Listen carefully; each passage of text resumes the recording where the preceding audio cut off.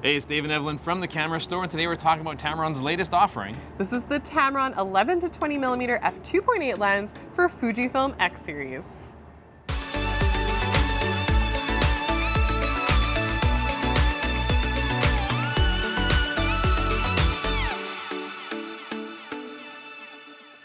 This is the Tamron 11-20mm f2.8 for Fujifilm X-Series, and this is exciting because there aren't a lot of other third-party options in this kind of focal range, giving us this wide-angle zoom. First thing I like to talk about when we grab a new lens is sort of the fit and finish and how big it is and what to expect when we're actually using it.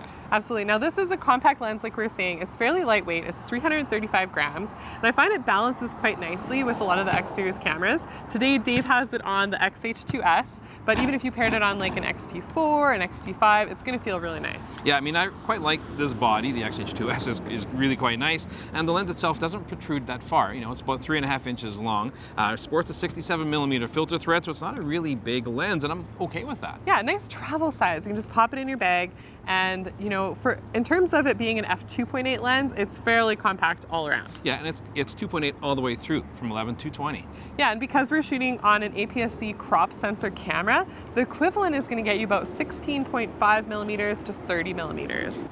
And this lens is just over $1,000 Canadian. And so it's a nice package to pair with your Fujifilm X-Series camera, especially because, like we said earlier, there aren't a lot of other third-party options. And I could see this lens being used for content creators, again, travel, for architecture. Yeah, now it is a wide or wider lens. You don't have the option to have any kind of telephoto with it. So it's great for shooting architecture. We've come downtown Calgary here. We have the City of Calgary Library behind us, and we also have Studio Bell. It's a great area for shooting some architecture, so let's check it out.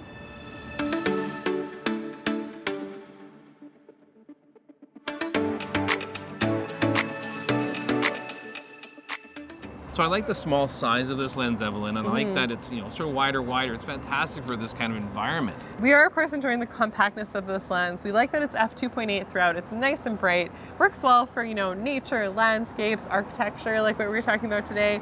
And it's just a fun lens to bring around. But the more important thing is, how does the image quality perform? And what we're finding is that this lens is fairly sharp. It has good correction in things like chromatic aberration, color fringing, ghosting, flaring, and it's just an overall very well corrected lens. I mean, typically your wide-angle lenses are very difficult to manufacture optically to make them really good. You take a look at our wall test here, where it's somewhat more of a standardized test that we have.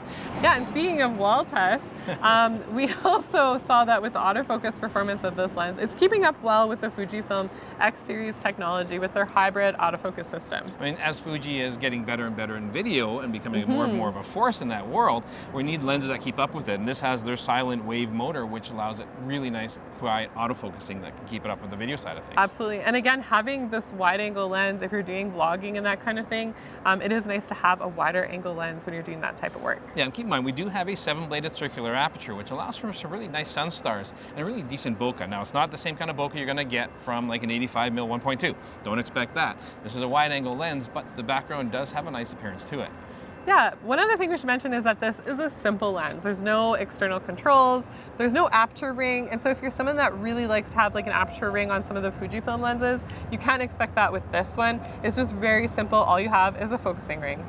So overall, Ev, what are you finding here about this lens? What are you liking about it?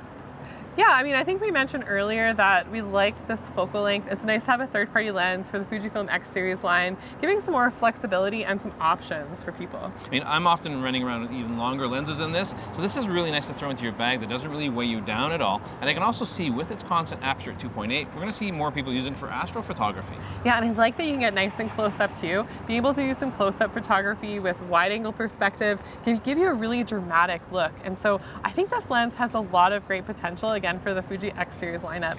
The last thing that I also want to mention is that you can get this lens in Sony E-mount as well. And so it's a great lens for Fujifilm X-Series, but then if you're a Sony E-mount user, there's an option for you as well. Of course, we want to know, what do you guys think? Do you like this wide-angle zoom perspective? Let us know in the comments below. And you think this lens is going to find its way into your bag anytime soon? Make sure you follow us on Instagram. And if you're new to the channel, please subscribe, hit the notification bell, and we'll catch you again very soon.